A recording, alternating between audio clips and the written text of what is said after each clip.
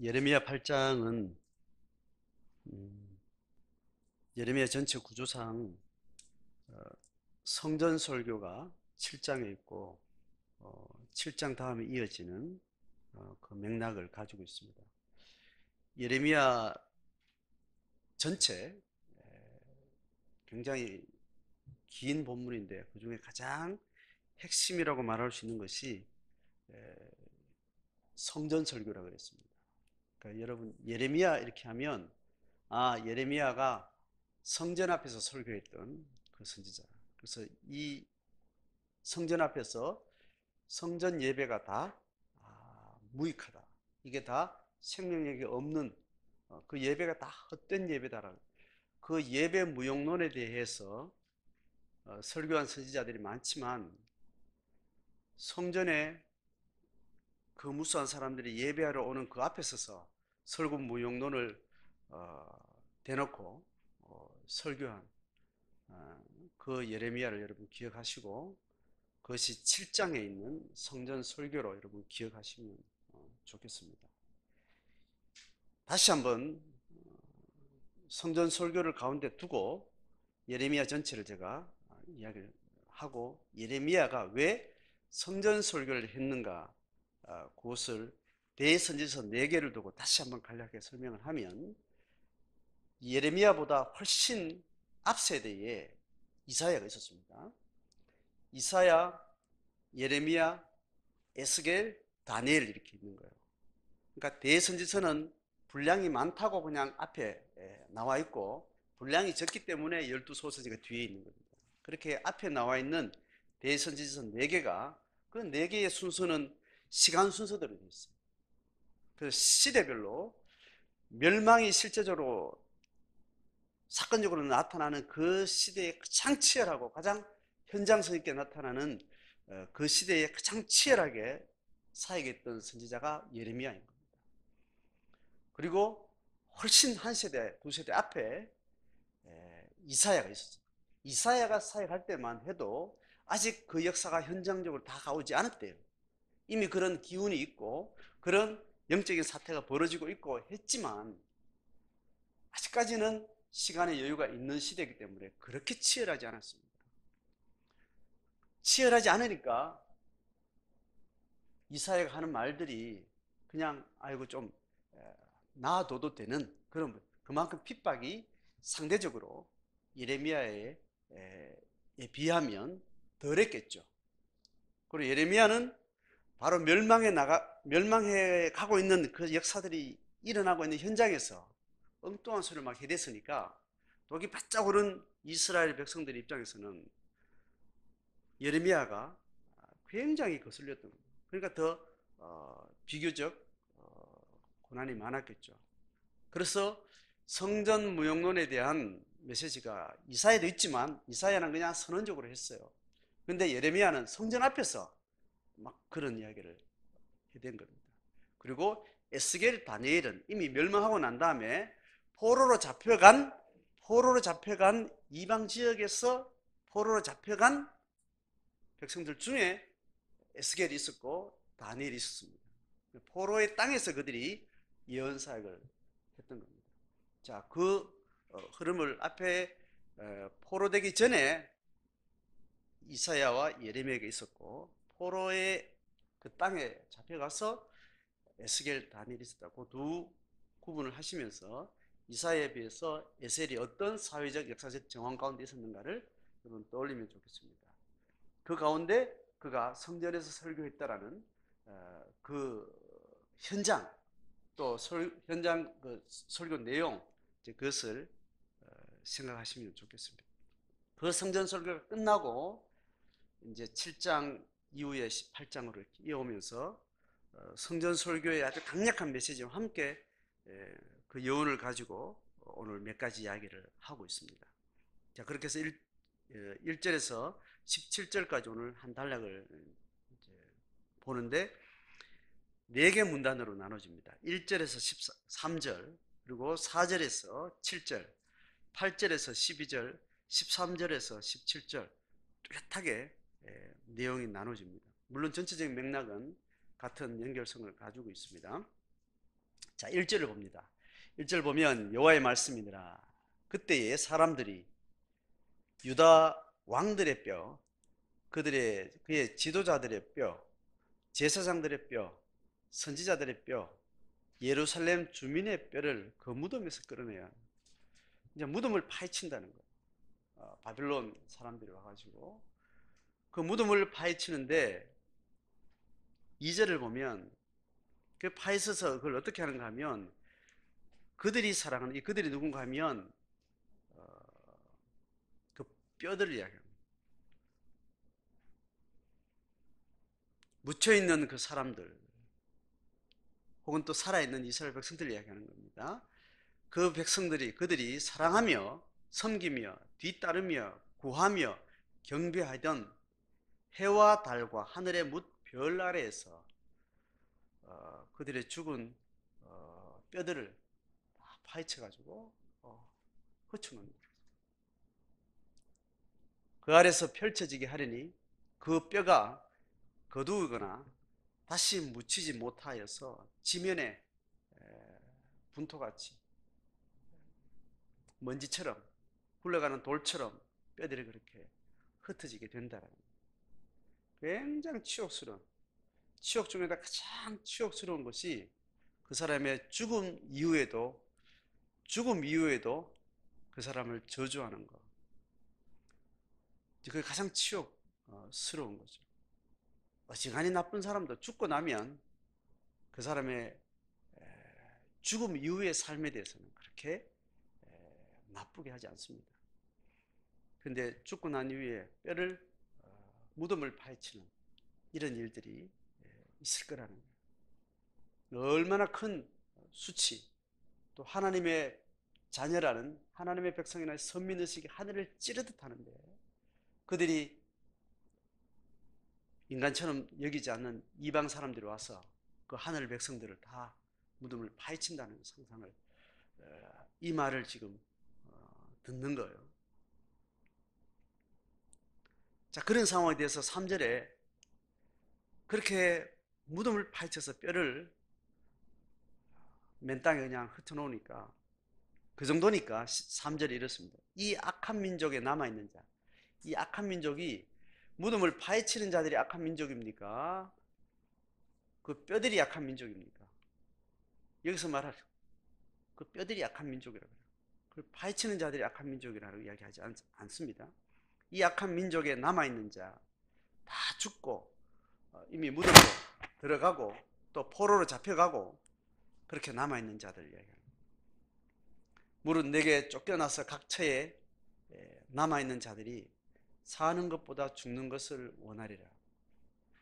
그렇게 고통스러운 그 수치를 그게 아마 육체적 고통보다는 하늘 찌릿하는 하늘 백성이라는 그 자존감, 또 하나님의 성전이 그렇게 괴멸되고 하늘처럼 받들던 왕들과 제사장과 선지자들이 다 그렇게 수치를 당하는 그 자존감의 상함이 죽는 것보다 사는 게 더 고통스러운 그 경험을 하게 될 거라고.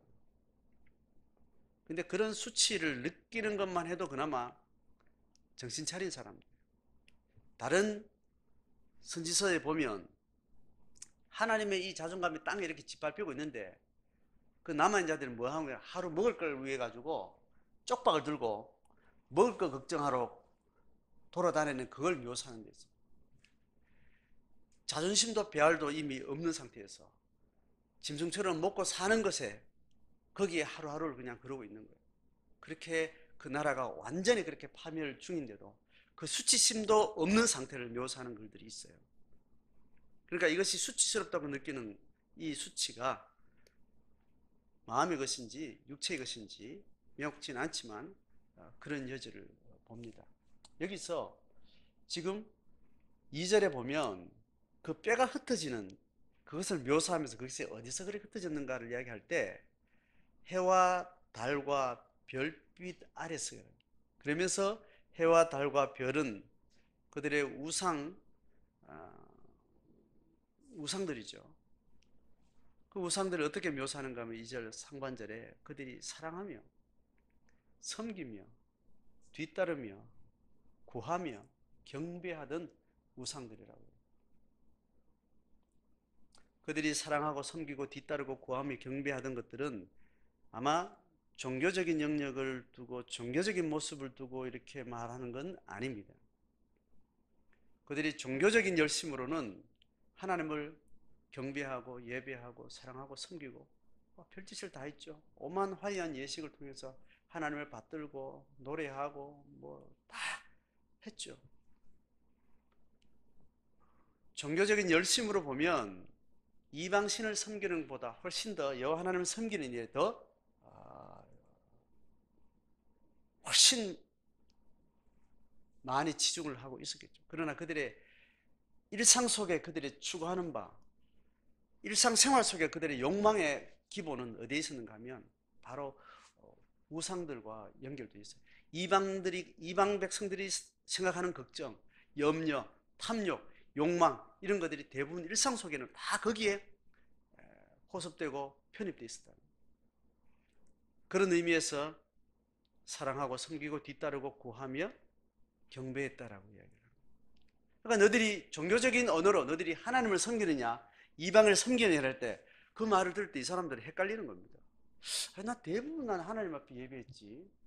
한 번씩 저 절에 가가지고 좀 딴 생각 좀 한 적 있지만 종교적으로는 내가 하나님 앞에 예배하는 거 한 거 별로 없는데 헷갈리는 겁니다. 너희들이 하나님을 섬긴다고 말할 때 일상 속에서 그들이 가지고 있는 세계관이 어떠했는가를 돌아보지 못하는 거죠. 자, 4절부터 이야기하는 두 번째 단락을 보면 세 번 반복해서 이게 어찌 이럴 수 있냐? 어떻게 이럴 수 있냐? 어찌 이 세 번을 지금 이야기를 하는데 4절 너는 또 그들에게 말하기를 지금 하나님이 지금 예레미야에게 이 말을 이스라엘 백성에 전하라는 거죠. 하나님의 여호와의 말씀에 사람이 엎드러지면 어찌 일어나지 않겠냐? 사람이 어떤 일로 길을 떠나갔으면 자기 집으로 돌아오지 않겠느냐? 당연한 논리. 그런데 5절에 이 예루살렘 백성이 항상 나를 떠나 물러가서 돌아올 줄 모릅니다. 이거 어찌된 일이냐? 하나님의 탄식을 이야기하는 겁니다. 그들이 거짓을 고집하고 돌아오기를 거절합니다. 그들이 가나안에 정착하고 난 이후에 왕이 없는 상황 가운데, 군대 조직도 없는 가운데, 행정 조직도 없는 가운데 그냥 광야에서 경험했던 하나님께 예배하는 삶을 살다가 그대로 정착민의 영역에 들어와서 그들이 사는 동안 정착민의 문화와 문명을 유지를 해나가는데 너무너무 비효율적이고 이방 백성들은 정착민의 삶을 유지하고 확장하고 계속 지속 가능한 어떤 시스템을 갖추고 있어요. 그 제도가 되어 있다고. 그게 일상의 모든 제도와 어떤 문화와 또 종교 영역까지 그게 통합된 안정된 삶을 가지고 있는데 그들이 남이 만들어 놓은 문화 영역에 들어와서 굉장히 고품질의 떠돌아다닐 때 살던 삶하고 훨씬 더 안정적이고 굉장히 고품질의 삶의 양식을 자들이 얻고 나서는 그것을 유지하고 누리는 데 있어서 너무너무 불안한 제도도 없고 뭐 아주 고정적인 어떤 문화도 이렇게 아주 통합적이지 않고 하나님만 바라보고 예배하는 것 그 외에는 다른 게 없으니까 자꾸 이방인들이 안정적으로 살아가는 삶을 자꾸 이렇게 가게 되는 거죠.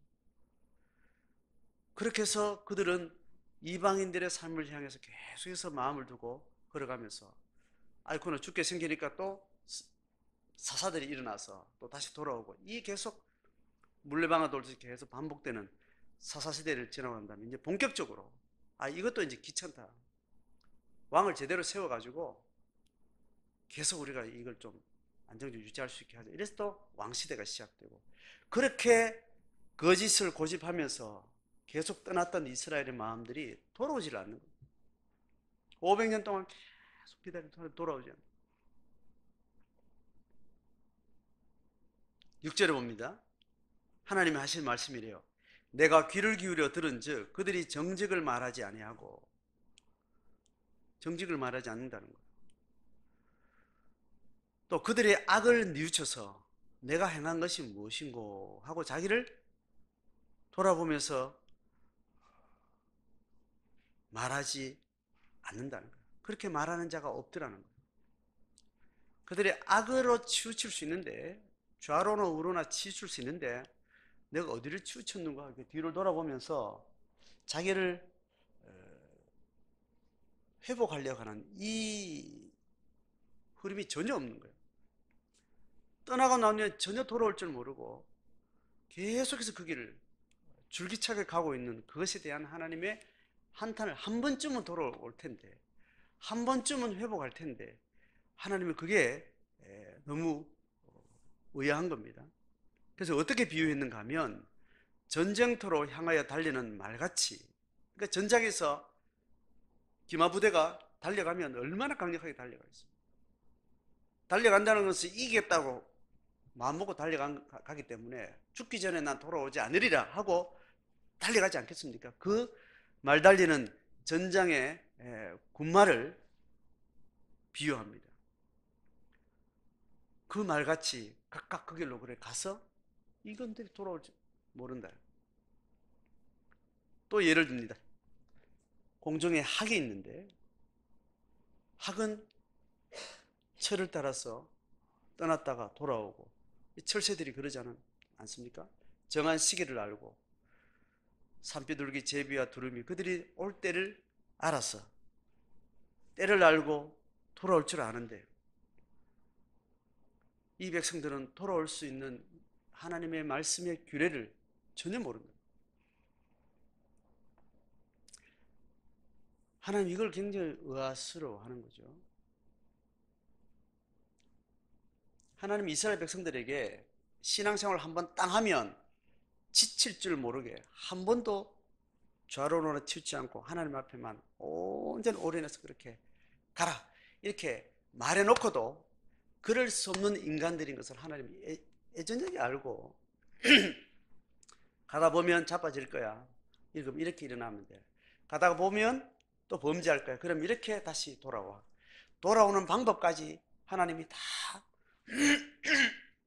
생각해서 예배 종류도, 번제의 종류도 열심히 하나님 앞에 충성할 때 드리는 예배와, 내가 아구나, 내가 또 실패했구나, 또 세상을 따랐구나, 이런 죄를 지었구나, 이 죄에 빠졌구나, 다시 자기를 돌아보고 다시 하나님 앞에 돌이킬 때 드리는 예배가 다른 예배의 형태조차도 다 하나님이 가르쳐 주는 거예요.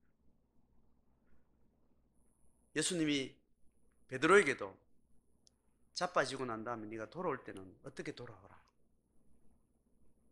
반드시 작심삼일에 자빠짐이 있을 건데 돌아올 때는 어떻게 돌아오라, 하나님은 그 이야기를 해놓으셨어요. 그래서 신앙의 길에는 신앙을 처음 시작하는 것 자체가 하나님께 돌아오는 회기죠. 한 번도 생물학적으로 태어나서는 돌아온다는 생각을 안 않겠죠. 그러나 근원적으로 아담 때부터 하나님이 지으신 하나님의 영혼들은 하나님의 소유요, 하나님의 생명이었던 것을 잃어버린 상태에서, 하나님을 떠난 상태에서 태어났기 때문에, 태어나고 보니까 내가 세상에 태어난 거고 공중권세 잡은 자의 지배 속에 태어났다가 첫 신앙으로 올 때는 하나님 앞에 첫 만남으로 돌아오는 거지만, 그 태생 자체가 하나님의 소유라는 의미에서는 돌아온다고 말을 해요. 그 회복, 하나님 편에서는 회복이지만 하나님 처음 만난 영혼들은 아버지를 찾은 거죠. 그리고 나서 신앙 안에 들어오고 난 다음에, 신앙의 길을 걷고 난 다음에 계속해서 우리 신앙은 무엇과 뗄 수 없는가 하면 회복이라는 사건과 뗄 수 없는 거예요. 회복은 매번 사건적으로 일어납니다. 그런데 떠남은 사건적으로 일어나지 않습니다. 나도 모르게 떠나 있어요. 실무시 떠나 있어요. 돌아보니까 내가 떠나 있어. 그렇게 공중곳에 잡은 자를, 우리를 계속 속임의 방식으로 하나님 앞에 품에 안긴 자들을 계속해서 어긋나게 하는 일들은 주체가 사단이란 말이에요. 공중것이 잡은 자란 말이에요. 그 어지간히 신앙의 양심을 가지고 껴 있어도 내가 떠날 때는, 삐뚤어질 때는 내가 알고 있는 상태가 아니라고 이야기합니다. 그래서 성경은 계속해서 사단의 역사를 이야기할 때 믿는 자들의 역사는 사단을 이야기해요. 그 사단이 첫 번째 별명이 뭐냐 하면 거짓말쟁이라는 말이에요. 그 말은 그 사단의 지배에 의해서 쏘가서 넘어지는 사람들이 쏘가서 가기 때문에 자기가 알고 가지 않는다는 겁니다. 그래서 신앙의 실패는 사건적으로 경험되지 않습니다. 그런데 회복은 매번 사건 경험을 해요. 그 신앙은 계속해서 돌아오는 사건들, 그 돌아오면 한 번 돌아올 때 제자리로 돌아오는 게 아니라 제자리로 돌아오지만 그 돌아오면 더 깊은 데로 돌아와요. 그걸 가지고 성화라 그러고 성숙해집니다. 그래서 자빠졌다가 다시 돌아오는 것이 그냥 시계 주처럼 왔다 갔다 하는 게 아니고 더 깊게 들어가는 방식의 시스템을 가지고 있다는 거예요. 자빠지고 나면 다시 돌아올 때 옹골찬 지혜와 학습을 얻고 더 깊게 들어가게 되는 거예요. 자빠질 때도 죄를 지어서 자빠지는 게 아니라 가만히 있는 상태가 자빠지게 되는 겁니다. 그 말은 성장하지 않으면, 성숙하지 않으면 그건 신앙의 죄에 빠져있는 방식으로 또 기억을 하게 되는 거예요. 그래서 회복의 사건은 신앙생활과 계속 함께 가는 겁니다. 그러니까 신앙생활의 일관성 있는 유지라는 것은 회복을 매번 경험하는 것을 통해서 일어나는 거예요. 그러니까 회복 경험은 신앙생활의 일상성이다. 그래서 그 뒤를 될 수 있는 한 매주 하는 거예요. 다시 매일 하는 겁니다. 또 말씀 묵상과 신앙의 근본적인 돌아보면 일주일에 한 번씩 있는 거예요. 회복을 경험하지 않고는 신앙이 유지되고 있지 않는 거예요. 이게 지금 계속 성경에서 말하고 있는 영적 생활의 메커니즘입니다. 그래서 회복 사건은 매번 개인에 따라서 주관적 경험이 크고 작을 수 있지만 회복 경험은 매번 일상생활 속에 계속 있는 거예요. 그래서 그 회복 경험은 있는 자리에 다시 돌아오는 게 더 깊은 데로 돌아온다는 겁니다. 그래서 회복 사건은 그 사건 자체가 돌아온 일이기도 하지만 성숙의 사건이 됩니다. 이게 영적 생활에서 너무 중요한 부분입니다. 그래서 회복을 집중하지 않는 것이 이게 신앙생활의 유지가 절대로예요. 골방은 여러 가지 모양으로 영적 사건이 일어나지만 골방은 이 회복이 실제로 일어나죠. 골방에 들어갔어야 내가 한참 떠나 있었구나. 다시 돌이키고 그 돌이키면 더 깊은 하나님과 만남과 감격의 재회가 일어나요. 그것은 큰 회개의 고백으로 또 여러 가지 형태로 나타나게 되는 거예요. 그래서 자기를 돌아본다는 이 신앙에 이 수련이 없는 사람은 영적 생활에 진전이 없는 거예요. 성찰과 돌아봄에 시간과 공간을 많이 가진 사람일수록 신앙에 더 온전히 집중하게 되는 거예요. 영적 생활은 너무 중요합니다. 그런데 이 영적 생활이 기본적인 영적 생활뿐 아니라 인간의 인성 자체가 성숙하고 안정적인 인격이 된다는 것은 자기를 돌아보는 이 성숙에 달려 있어요.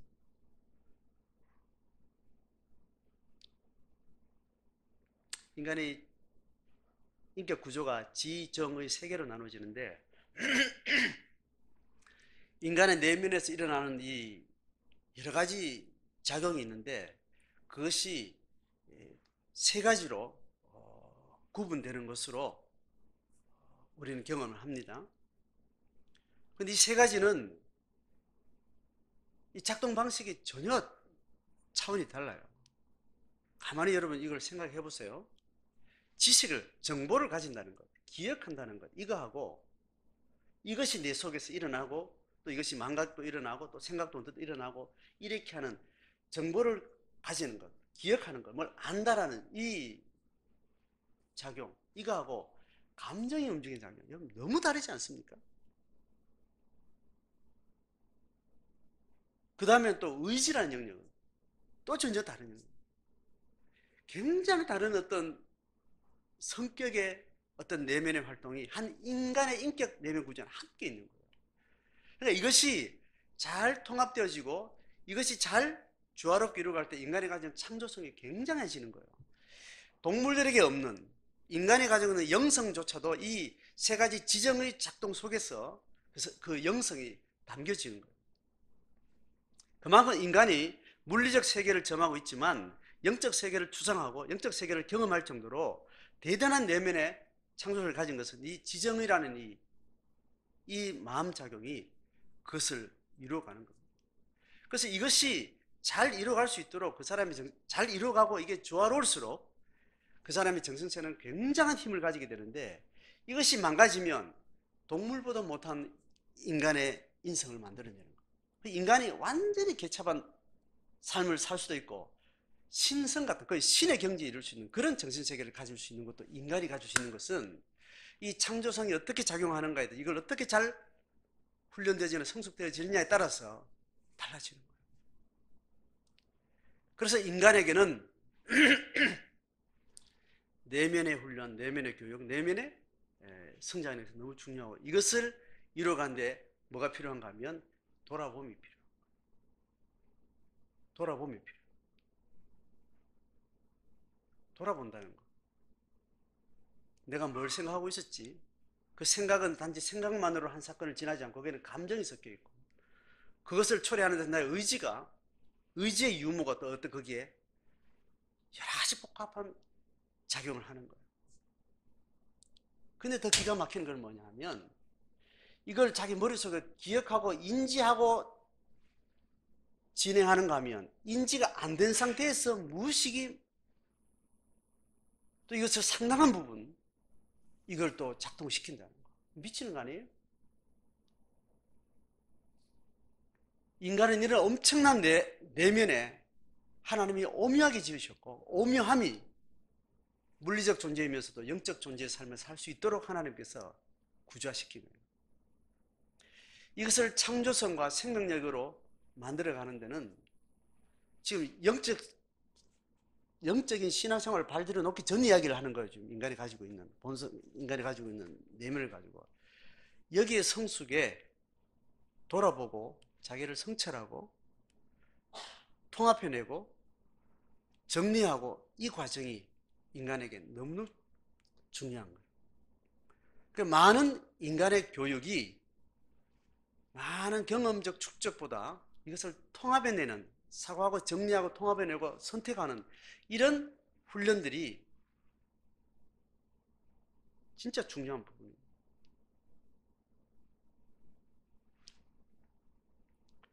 그래서 고대 시대보다 인간의 인성 자체가 현대 시대에 훨씬 더 망가졌다는 이유가 뭐냐면, 현대 시대의 문명을 발전하는 데 있어서 뭐가 추가됐는가 하면 지적 영역이 너무 많이 강조가 됩니다. 이것이 만들어내는 많은 발견들이 너무 과하다 하면서 인간의 정서와 인간의 의지와 자기를 돌아보고 통합하는 이 교육이란 부분들이 너무너무 왜소하게 되면서 인간이 가지고 있는 삶의 그 풍성함을 다 잃어버린 시대가 모더니즘의 시대다, 이렇게 인류학자들이 이야기를 하는 거예요.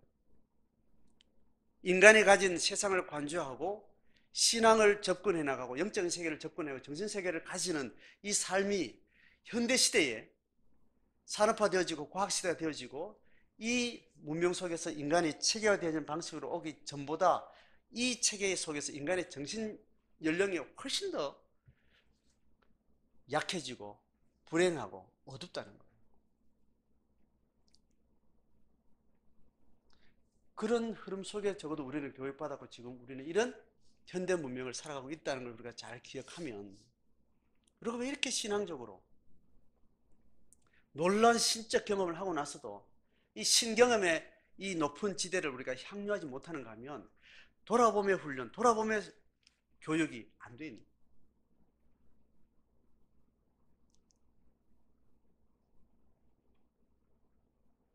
우리가 너무 한 군데 쏠려서 살았던 거예요. 우리 일제시대를 겪었습니다. 전쟁의 혼란을 겪었습니다. 먹고 살아야 되는 것 때문에 일방적인 한쪽에 치우쳐진 교육으로 한 세대 이상을 그렇게 살아왔던 세대예요. 그러니까 쏠려가지고 전체를 통합하는 삶을 경험하고 훈련하는 이 정신세계가 굉장히 낮아진 상태에서 우리는 신경을 했기 때문에 하나님을 묵상하고 돌아보고 자기 내면을 성찰하는 이 훈련들이 굉장히 낮은 수준이 되어 있는 거예요. 그러면서 과도한 도덕률에 굉장히 과도한 수치를 가지고 있는 이런 기형적인 정신세계를 이 동북아 문화권은 가지고 있어요. 그런 상태에 있으니까 전쟁의 강력한 고통이나 아주 억압적인 교육이나 이런 것에 치우쳐지 않는 세대들이 그냥 태어나서 자연으로 큰 충격 없이 그렇게 쏠림 현상 없이 강요당하지 않고 자연스럽게 성장한 아이들이 어른들의 생각하는 방식이나 어른들이 작용하는 마음 상태가 도무지 이해가 안 되는 거예요. 어른들이 애들 보니까 참 이해 안 된다 하지만 이미 가진 자들이 말하는 애들이 엉망이야 이렇게 말해질 수 있죠. 그건 체계적으로 말하는 사람들 어른 세대지만 어린 아이들 편에 볼 때는 도무지 어른들이 이해가 안 되는 거예요. 그러한 면들이 있다는 겁니다. 자, 돌아본다는 것은 신앙에 너무 중요한데 기본적으로 인간의 자연은총 영역에서 인간의 심성 자체가 하나님 만들어 놓은 인간의 심성의 구조가 돌아봄과 성찰과 자기를 통합하는 이 내적 성수 이것이 너무 중요한데 우리는 그런 부분을 많이 강조되지 않는 시대를 살았다.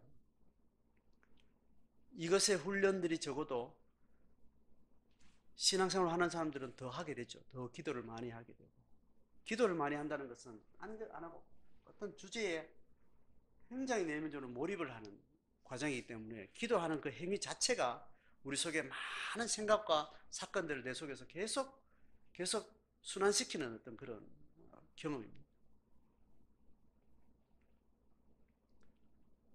훨씬 영적 생활에 그러하지만 영적 생활의 그 깊이가 참되게 우리 가운데 향유되어지려면 이 돌아보는 사건들 이것을 만들어가는 그 훈련이 우리가 너무 중요합니다. 묵상훈련, 사고훈련, 감정훈련 이런 훈련들을 따로 떼어서 훈련하고 또 치료하지 않습니까? 그리고 일반은총 영역에서는 이 지혜가 또 많이 우리한테 주어져서 무의식 영역이라는 게 있다는 것이 체계진 정보로서 우리한테 이미 들어와 있습니다. 근데 아직까지 무의식 영역까지 자기를 돌아볼 만큼 큰 문제가 없어요. 근데 좀 더 정교하게 인성을 돌아보고 삶의 가치들을 추구하는 사람들은 무의식 영역을 들여다보게 됩니다. 우울증이 오고요. 치매가 오고 정신적인 문제가 생기면 다 지금은 상담을 다 받게 됩니다. 사람이 기본적으로 가지고 있는 내면 세계 구조를 알게 되고 내 속에 살면서 엉클어졌던 한 번도 내 영혼과 내 인성을 돌보지 않았던 많은 삶의 이 복잡하고 얽혀있는 이 부분들을 풀어내지 않으면 지금 견딜 수 없기 때문에 이제 그제서야 이제 들여다보면서 의식세계에 무의식 세계에 그 삶을 만들고 세계관을 만들고 삶의 방식을 만들었던 희노애락을 만들었던 그 사연들을 돌아보면서 그 아픔들을 치유하고 이렇게 하고 있는 거예요. 어지간히 병들지 않으면 그냥 그렇게 접고 사는 거예요. 그러니까 하나님의 받은 이 부유한 이 창조적인 소명에 우리가 다가가지 못하는 것은 그냥 대충 접고 사는 거죠. 죽지 않을 만큼 되면 그냥 사는 거예요. 그러면서 하나님을 믿는다라고 하는데 도무지 회복의 사건들이 돌아오요. 내가 어떻게 살았는지, 내가 한 주간 어떻게 살았는지 나를 돌아보는 이 훈련들이란 감정이 터지면 그냥 감정으로 그냥 던져두고 생각이면 생각대로 돌아가고 다 따로 노는 거예요. 이렇게 말해놓고 감정이 솟구치면 말한가 그거 다 부도내도 괜찮은 세상을 사는 거예요. 아 감정이 그래서 감정을 보고 아 감정의 사연이 그랬구나 하면 그렇게 용납이 되는 거예요. 그 사람이 가지고 있는 의지는 완전히 죽은 상태로 취급하는 거라는 거예요. 그리고 그 사람 지적인 통합성은 또 전혀 또 매도하고 그건 어린애같이 그냥 던져놓는 거예요. 괜찮다고 그래도 된다고. 그래서 그게 사는 거라고. 사람은 그렇지 뭐. 그래 놓고 하나님의 이름을 따라 살겠다고 그렇게 이야기하는 거예요. 막 사는 사람은 그래도 돼요. 그런데 하나님의 통합적인 세계를 알고 그 소명을 받고 그 치유를 경험한 사람은 감정이 만들어놓은 자기 지적, 자기 판단, 그리고 의지적 자기 결정과 충돌이 일어날 때 그걸 통합하는 과정을 반드시 거쳐야 되는 거예요. 아, 감정이 오버됐구나. 이 감정이 뭔가 병드는 상태구나. 병들었다고 이야기 안 하니 그냥 나는 난 뒤끝 없어. 뒷말 안 하잖아. 화끈하게는 하지만 뒷소리는 안 하잖아. 이러면서 좀 더 인격의 품위를 추구하는 세상이 되다 보니까 이제 그것도 병이라고 이야기해서 인격 장애라는 이야기도 이제 병으로 취급하는 거예요. 성질 내고 어제 말 다르고 갑자기 사람한테 막 공격하고 그럴 수 있다라고 생각했죠. 인격 장애다, 병이다. 눈에 보이지 않지만 그런 행태와 삶의 일상이 사람을 병들게 만들고 가까운 가족들을, 사랑하는 자녀들을 치명적으로 인생을 망가뜨리는 그 질병이다, 이렇게 진단을 하지 않습니까? 돌아본다는 이 부분을 이야기를 하고 있습니다. 이스라엘 백성이 돌아오지 못하고 우리가 돌이킬 줄 모르는 거예요. 항상 돌이킬 때는 다른 사람이 지적해서 짓밟아서 돌이켰기 때문에 회개한다는 것, 뉘우친다는 것, 굉장히 수치스러운 경험을 하고 있습니다. 그런데 실제로 인간의 심성 자체가 내가 수치를 느꼈다라는 굉장히 고급스러운 성품이에요. 부끄러움을 느꼈다, 내가 회개한다, 내가 잘못했다라는 이 언어, 이런 마음작용은 굉장히 품있고 고급스러운 덕목이라는 거예요. 그래서 우리도 한 번 더 하나님 앞에 내 속에서 복받쳐 놓은 영적인 그 풍성함 때문에 회개가 일어나고 눈물이 나고 자기를 쥐어뜯고 자기 속에 있는 정말 지독한 죄를 발견하고 그렇게 뉘우치고 애통하고 그런 경험이 별로 없는 거예요. 내 속에서 차고 나서 그 은혜가, 그 부유함이 너무 차고 넘쳐서 내 속에 있었던 거짓된 말들, 행위들이 떠올라서 수치스러움 느끼는 거예요. 굉장히 놀라운 은혜의 경험이에요. 근데 그것도 계속 우리는 주입받아서 회개하라, 회개하라, 회개하라. 억압이 일상이 된 문화와 멘탈에서 예수께서 회개하라는 이 말이 그렇게 연결돼요.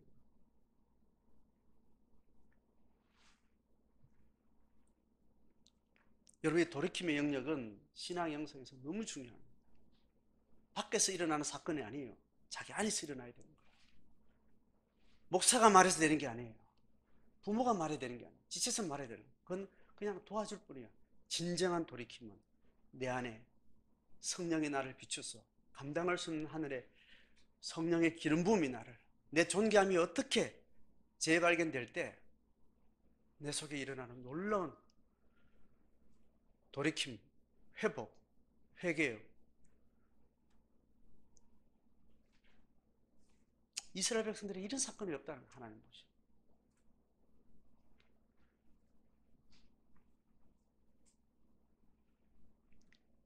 그래서 8절 다음 단계로 넘어가면 하나님 이거 연결해서 이야기하는 것 같아요.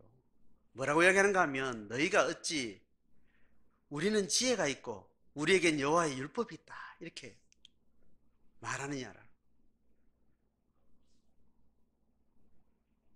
율법 토라 두루마리가 있다는 거예요. 또 하나님 임재가 보장되는 법궤가 있다는 거예요. 그걸 자랑하는 거예요. 법궤 앞에 돌이키고 회개하고 은혜를 다시 만나고 회복하는 그 사건은 없으면서 신물과 같은 법궤가 있지 않냐? 우리는 일주일마다 한 번씩 드리는 예배라는 이 예식이 있지 않냐? 그것만 있으면 뭐가 다 되는 것처럼 그렇게 하고 있다는 거예요.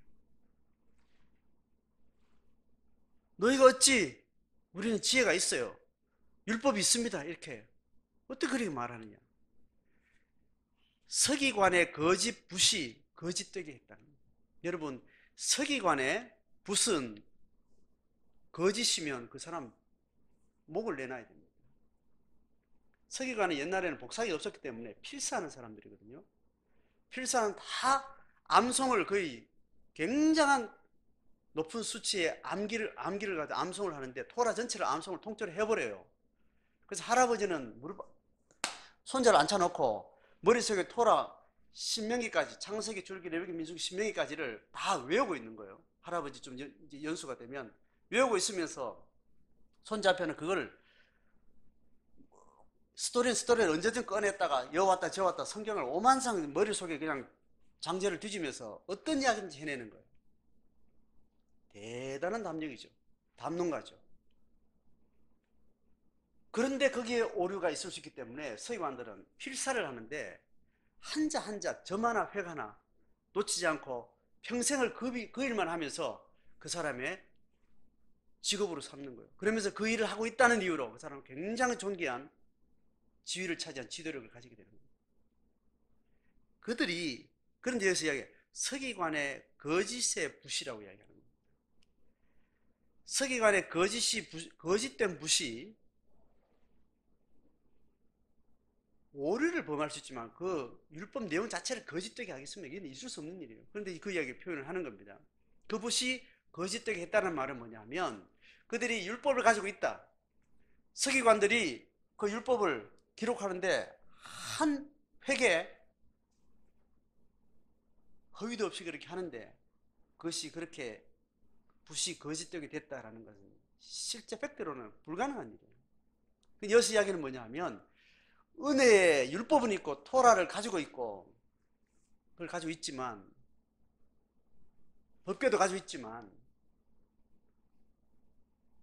그걸로 자기를 돌아보는 영적 사건으로는 전혀 하나님을 만나지 않는 그 지혜를 따라 순종하지 않는 그들의 삶을 이야기하는 겁니다.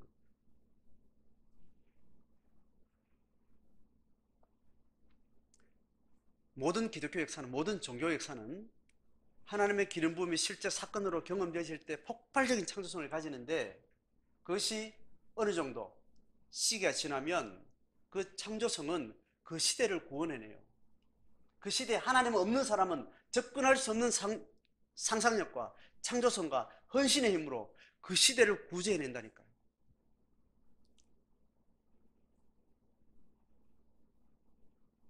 그 구제해내는 방법이 하도 기가 차서 안 믿는 사람들이 혀를 차고 짓밟고 우습게 여겨요. 그런데 그들은 그 길을 걸어가면서 그들을 건져냅니다. 일제시대에 기독교인들이 지적인 수위가 대단했습니다. 왜냐하면 선교사들이 만든 학교 때문에 어지간히 배우는 사람들은 선교사들이 지은 학교에서 공부를 하기 때문에 그들도 의식도 깨어있고 수위도 굉장했지만 신앙적인 영향을 많이 받았죠. 받아서 지적으로 그 시대를 읽어내고 그 시대적 위기를 대의를 읽어내고 거기에 자기를 드리는 비율이 많아지. 그렇지만 기독교인 비율이 뭐 1점 몇 프로 이렇게 이야기하잖아요. 항일운동 합방시대에 1차 합방시대에 이 민족의 고통과 부른 시대에 정신적인 수위를 가지고 헌신했던 많은 사람들이 상당한 수가 기독교인이었다 하잖아요. 그래서 그 시대가 지나고 나면서 기독교인이라면 어지간하면 믿을 수 있는 사람이고 어지간하면 신앙 가진 사람은 대단한 타고난 예지력을 가지고 있고 헌신의 수위가 인격적 수위가 있는 사람이라 이렇게 인정을 받은 것 아니겠어요? 그렇지만 일상에 들어오면 그들은 자기가 챙길 줄 모르는 사람, 봉사만 하는 사람, 뭐 자기한테 남는 게 없으니까 사람들이 우습게 보고 또 이방 사람들이 술 먹고 담배 피우고 여자를 즐기고 하는 것들을 안 하고 이렇게 하니까 자기 일상에 위협이 되니까 싫은 사람이 또 되는 거죠. 또 핍박을 당하기도 하고. 그렇게 하나님의 실제 은혜 경험이 삶으로 실천되는 과정에는 하나님의 창조성이 믿는 사람들, 교회의 역사에 굉장히 힘을 가지게 된다고요. 그런데 그 시대가 어느 정도 지나고 나면 많은 사람들이 그런 삶을 지향하면서 오만 사람들이 다 그 신앙의 어떤 위치가 주는 어떤 것을 탐하면서 세상에 탐욕하고 같이 들어오게 되는 겁니다. 그 세상 기득권에 전혀 들어가 있지 않는 사람들이 신앙의 생명 가운데 있다가 어느 시대가 지나면 거기 있는 사람들이 인정을 받게 되고 그 사람들은 괜찮은 사람이다 보니까 기독교는 기본적으로 수준 있는 삶을 살려면 가져야 될 교양 수준으로 그렇게 기독교가 인식이 되어져요. 그러면 신경험이 없어도 영적인 자기결정이 없어도 기독교인이라는 어떤 그 층위 자체가 그들의 무리 자체가 주는 사회적 어떤 힘이 있기 때문에 거기에 자연스럽게 복음 전한다는 것과 포교와 영적인 어떤 사역과 함께 그것이 자연스럽게 기독교의 어떤 공동체 안에 어떤 그런 일이 생겨요. 그러면서 자연스럽게 기독교는 한 사회의 기득권이 되는 거예요. 그리고 교회는 생명력을 경험하는 사람과 그렇지 않은 사람들이 점점 비율이 역전 현상이 일어나게 되는 거예요. 그럼 기독교는 여러 종교 중에 한 종교가 되는 거예요.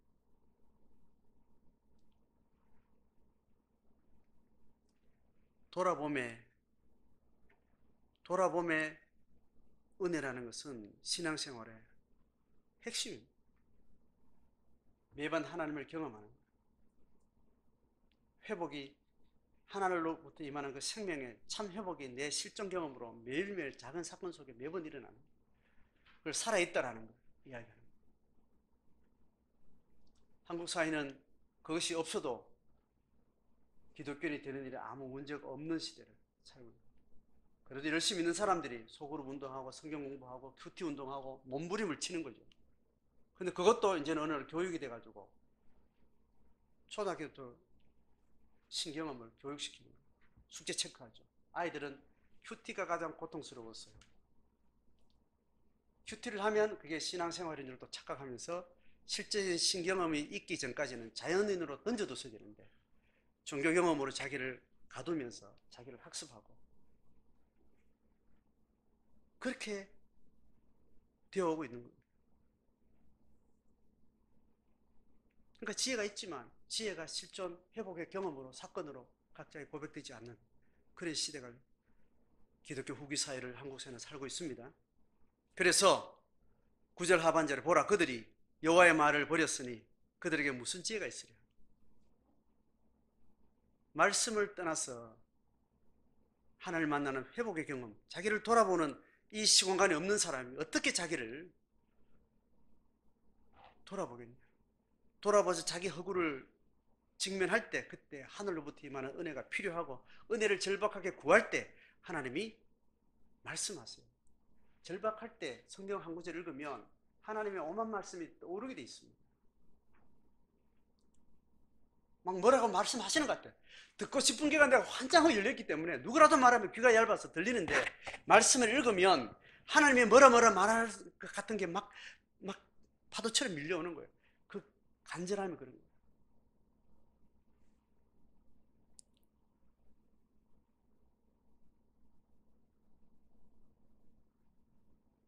그 지혜가 없는 시대가 하나님의 영감의 지혜가 없는 시대가 되어버립니다.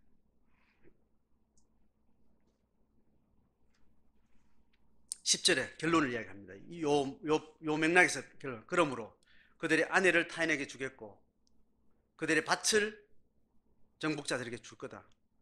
다 뺏긴다는 거예요.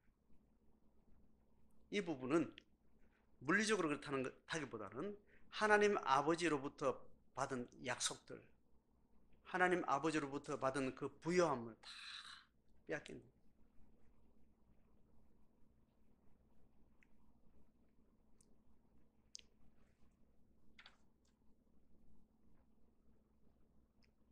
저희 누님이 신앙 좋은 편에 속합니다.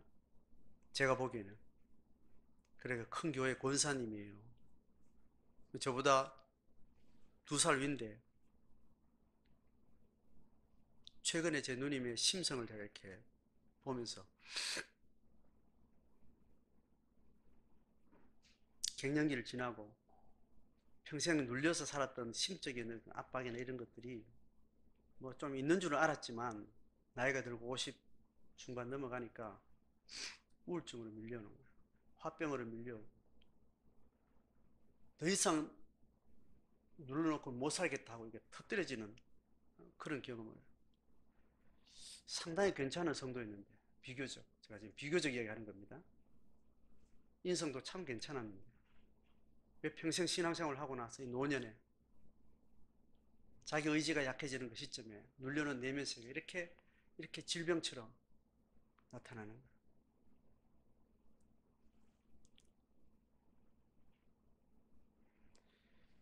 다 뺏기는 거예요. 하나님 약속하신 부요함이 다 뺏겨버려요. 하나님의 생명으로 만나는 그 사건으로 우리 신앙의 연수에, 그 사건으로 우리 신앙의 세월들을 채우지 않으면 신앙의 허위와 가식이, 의지가 약해지고 내면이 약해지면 이렇게 흘러, 그냥 보따리 그냥 푹 풀어지면 쏟아지듯이 흘러나오는 거예요. 노년이 되어서 몸은 약해지고 가족들은 멀어지고 주도권은 없고 할 때 그 본 마음에, 무의식 속에 있는 본 마음들이 인성과 세계관이 그냥 흘러나오는 거예요. 자식들이 내 노년의 침상을 잘 못 돌봐 줄까봐 싶어서 불안해 죽는 거예요. 기본적으로 사람 신성이 그게 있겠지만 하나님과 일생을 살았던 사람은 그렇지 않아야 되는 거 아니에요? 병들면 다 고통스럽잖아요. 자식들이 못 돌볼 수 있죠. 곧 죽는데 곧 주님 볼 텐데 그게 뭐 그리 불안하냐 이거지. 평생을 신앙으로 살았다는데 이게 다 빼앗기는 거예요. 우리가 알아볼 정도면 하나님의 심판대 앞에서 하나님이 불사질러서 네가 어떻게 살았냐 보면 얼마나 처참하겠어요. 우리가 신앙 좋다, 신앙으로 살았다는 것이 하나님 보시기에 얼마나 허위를 싣는가에 대해서 우리 많이 발견해야 되겠습니다.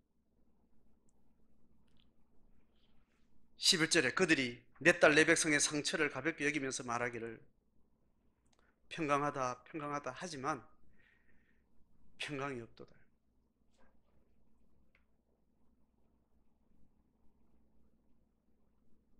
12절 봅니다. 그들이 가정한 일을 행할 때에 부끄러워했느냐? 조금 더 부끄러워하지 않을 뿐 아니라 얼굴도 붉히지 아니했는가? 이거는 얼굴에 철판 깔았다는 게 아니고 위에서 맥락에 보면 돌아볼 줄 모르는 거예요. 부끄러운 일을 하고 나서도 부끄러운 일이었다고 자기를 돌아보면 이건 애 같은 짓을 했고 이율배반전을 했고 어제 다루고 오늘 내가 앞다루고 뒤따른 말을 했구나, 의식을 가지고 했든 무의식을 했든 그랬구나라는 것이 돌아봐지지 않는 거예요. 돌아볼 시간을 못 가지는 거예요. 돌아볼 수 있는 말씀의 비춤 안에 나가지 못한 거예요.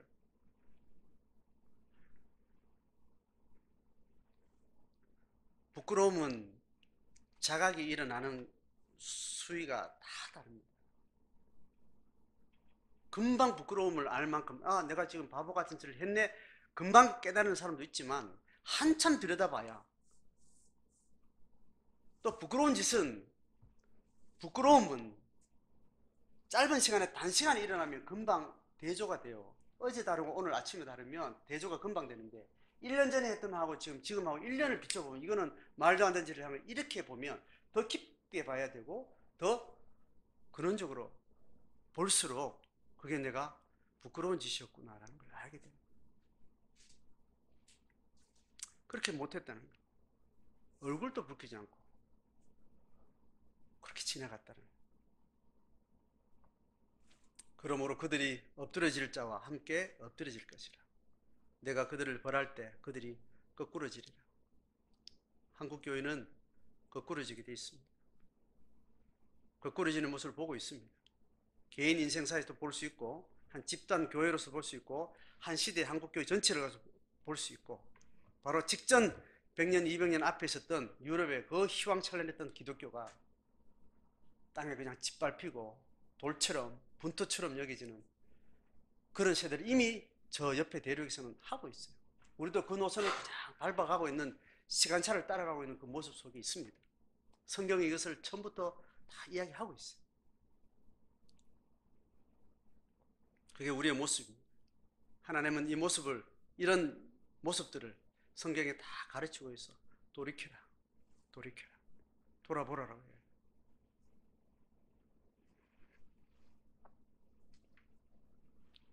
13절 이후로 진멸에 대한 이야기를 하고 있습니다. 하나님이 뱀과 독사를 너희 가운데 보내리니 그들이 너희들을 물 것이다.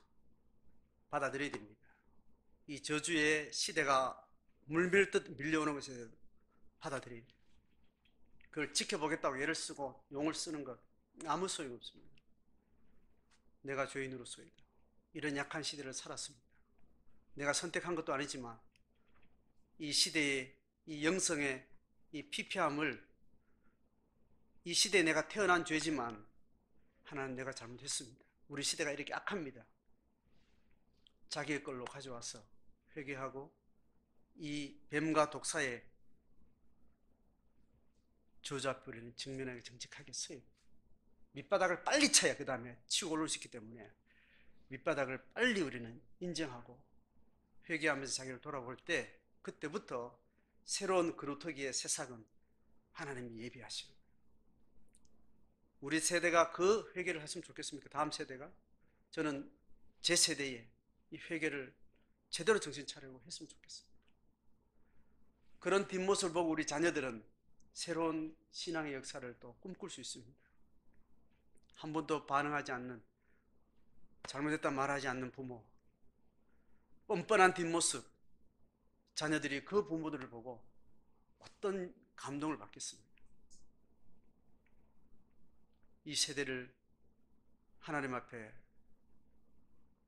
길게 보면서 내 신앙의 흐름을 또 보면서 미시적으로 우리 공동체와 내 개인의 일상을 보면서 하나님이 우리를 돌이키실 때 그 돌이킴의 깊은 자리에서 돌아오는 일들, 사건들 우리 일상 속에 잘 직면하시고 각자의 신앙의 삶을 잘 감당할 수 있기를 주의 이름으로 축복합니다.